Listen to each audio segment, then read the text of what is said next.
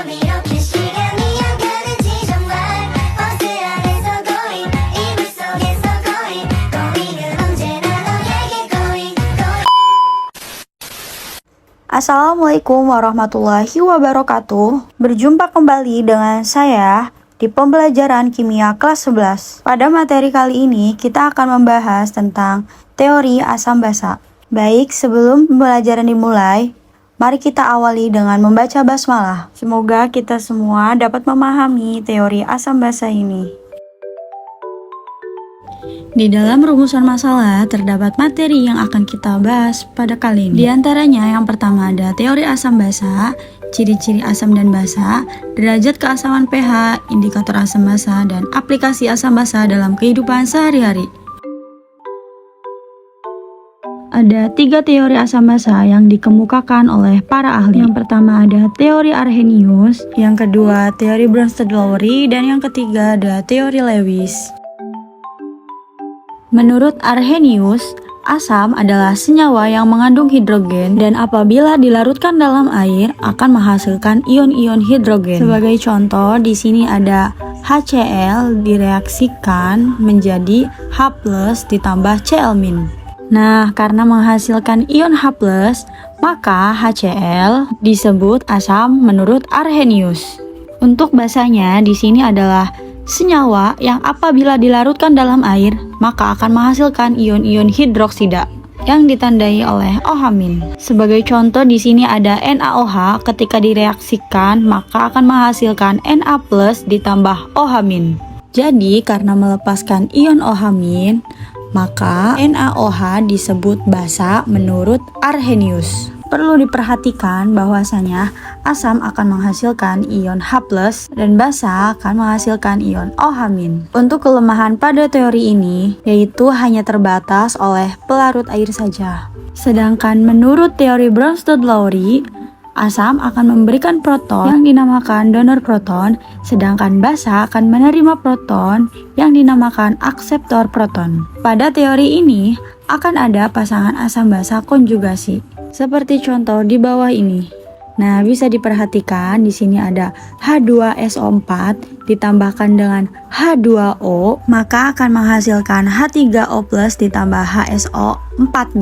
Mengapa demikian? Karena H2SO4 mendonorkan ion H+ kepada H2O, sehingga H2O yang tadinya ada 2 berubah menjadi H3O+, yang nantinya akan dinamakan sebagai asam 2. Untuk H2SO4-nya yang pada awalnya memiliki H2SO4, karena posisinya sebagai donor proton, maka akan memberikan 1 ion H+ kepada H2O, maka akan berubah menjadi HSO4-. Nah, sampai sini bisa dipahami. Oke, selanjutnya H2SO4 karena dia posisinya sebagai donor proton, maka ditandai sebagai asam 1. Untuk H2O karena dia menerima 1 ion H+, maka disebut sebagai basa 2. Menghasilkan H3O+ disebut sebagai asam 2 dan HSO4- sebagai basa 1. Dan inilah yang dinamakan sebagai asam basa konjugasi yang memiliki selisih 1 ion H+. Sedangkan menurut teori Lewis, asam adalah zat yang dapat menerima pasangan elektron atau akseptor, dan basa adalah zat yang dapat memberikan pasangan elektron yang dinamakan donor. Nah, bedanya di teori Lewis dengan teori Bronsted-Lowry, kalau di teori Lewis ini akseptor donornya adalah pasangan elektron, sedangkan di teori Bronsted-Lowry itu menggunakan proton. Sebagai contoh, NH3 ditambah H+ akan menjadi NH4+. Sebelumnya, karena di sini terdapat istilah pasangan elektron, maka dibutuhkannya struktur Lewis yang gunanya untuk mempermudah dan memprediksi mana asam maupun basa. Bisa dilihat bahwa struktur dari NH3 adalah sebagai berikut, di mana atom N mengikat 3 atom H ditambahkan H+, di mana H+ hanya memiliki 1 ikatan. Kemudian hasil NH4+ jika digambarkan struktur Lewis maka akan seperti ini, yaitu atom N mengikat 4 atom H dengan muatan positif.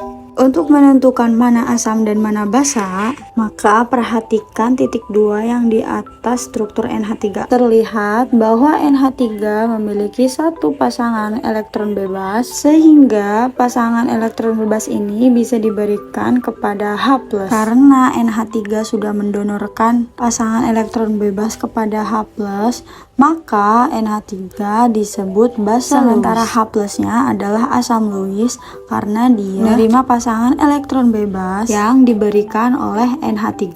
Nah, sampai sini paham ya, bahwa intinya pada struktur Lewis terdapat istilah pasangan elektron.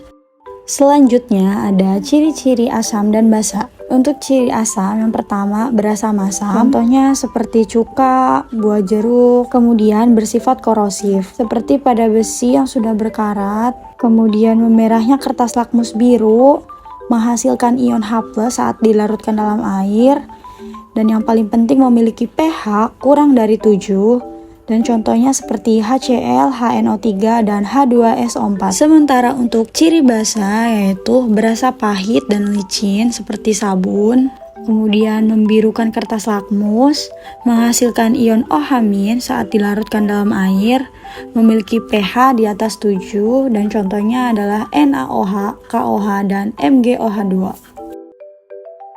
Pada indikator asam basa, di sini saya hanya memberikan satu contoh dari salah satu jenis indikator asam basa, yaitu pada peristiwa responnya kertas lakmus pada larutan asam dan basa.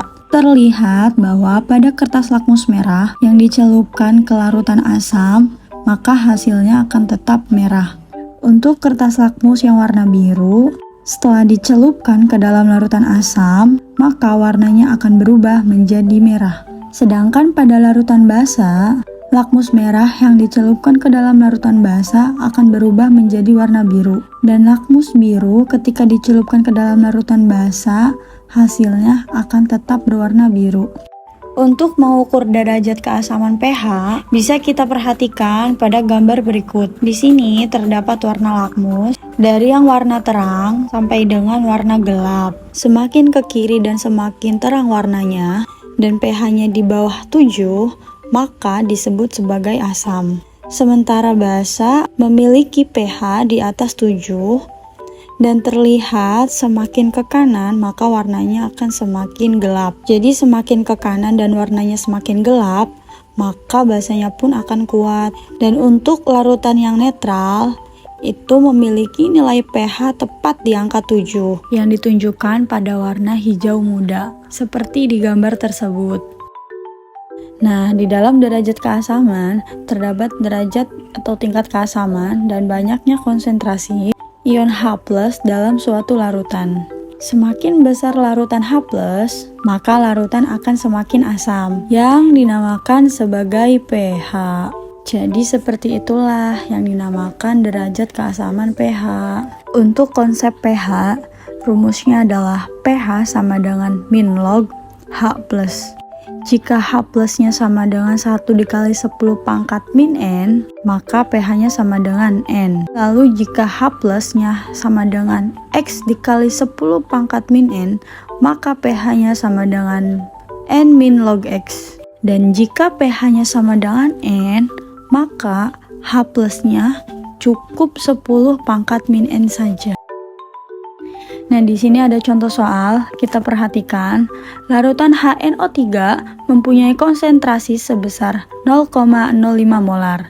Tentukan pH larutan tersebut. Nah, langkah pertama untuk HNO3 sama dengan 0,05 molar dirubah menjadi 5 kali 10 pangkat min 2, sehingga nanti hasilnya akan dimasukkan ke dalam H+.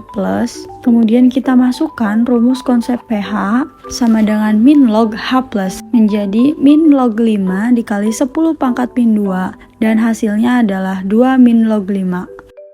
Nah, di sini juga menjelaskan bagaimana hubungan tingkat keasaman dengan pH. Kemudian ada kekuatan asam, di mana asam kuat akan mengalami ionisasi yang sempurna dan memiliki harga A sama dengan 1, atau memiliki nilai konstanta 1. Sedangkan pada asam lemah, akan mengalami ionisasi yang sebagian dan memiliki harga konstanta kurang dari 1. Untuk pH asam kuat, rumusnya adalah H+ sama dengan jumlah ion H+ dikali konsentrasi asam. Pada pH asam lemah, tetapan ionisasi asam adalah tetapan kesetimbangan untuk ionisasi asam. Maka semakin besar ionisasi asam, makin besar juga kuat asamnya. Untuk rumusnya adalah H+ sama dengan akar tetapan ionisasi asam dikali dengan konsentrasi asam. Lanjut di poin terakhir, ada aplikasi asam basa dalam kehidupan sehari-hari. Aplikasi pada asam. Kira-kira ada apa aja ya? Simak yuk. Oke, yang pertama ada cairan lambung.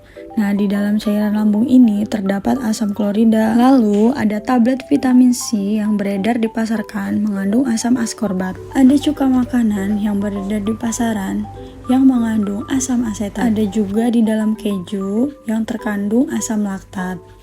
Kemudian, banyak juga di dalam buah-buahan, yaitu pada jeruk, apel, dan masih banyak lagi. Adapun aplikasi basa dalam kehidupan sehari-hari diantaranya adalah kapur yang memiliki sifat basa dengan nama lain kalsium oksida. Kemudian ada amonium hidroksida yang terkandung di dalam pupuk. Ada juga sabun yang biasanya sifatnya itu licin, digunakan untuk mandi, mengandung natrium hidroksida dan kalium hidroksida. Contoh basa selanjutnya adalah pemutih pakaian yang mengandung natrium hidroksida, dan yang terakhir ada obat mag yang mengandung aluminium hidroksida. Jadi, dari materi yang sudah kita pelajari dapat disimpulkan bahwa pada teori asam basa menggambarkan bagaimana zat-zat kimia itu bereaksi dan berinteraksi di dalam larutan, termasuk konsep asam sebagai pemberi proton dan basa sebagai penerima proton, serta definisi pH sebagai ukuran keasaman atau kebasaan suatu larutan. Teori ini juga mencakup konsep konjugasi asam basa dan peranannya dalam menyeimbangkan reaksi kimia dan pengaplikasian dalam kehidupan sehari-hari. Sekian pemaparan materi dari saya, semoga apa yang sudah disampaikan bisa dipahami. Terima kasih. Wassalamualaikum warahmatullahi wabarakatuh.